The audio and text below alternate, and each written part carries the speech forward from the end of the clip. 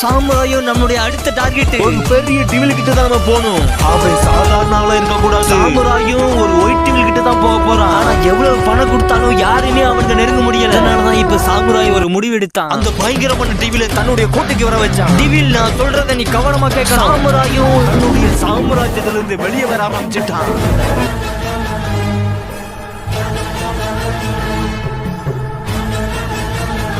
டிவிலோ டேய் உனக்காக நான் எவ்வளவு நேரம் காத்துக்கின்னு இருக்கிறது. சாமுராயும் ஓகே ஆல்ரெடி நான் சொல்றது கேளு.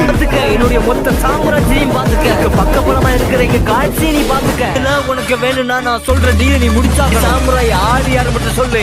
நீ பாத்துருப்பேன்னு நினைக்கிறேன். நான் முடிச்சிட்டு வந்து உன்கிட்ட பேசுறேன். இப்படியே கட் பண்ணி இந்த பக்கம் வந்து பார்த்தா கிளாக் டவர்ல ஒரு பெரிய பயங்கரமான சண்டை நடந்துச்சு. அதெல்லாம் முடிச்சிட்டு இப்போ இந்த பண்ணி கேங்குங்க பயங்கரமான காயத்தோட அவங்க கோட்டைக்குள்ள வந்துட்டானுங்க. நான் ஒண்ணு நுண்ணி ராய்ச்சர் மட்டும் வரல.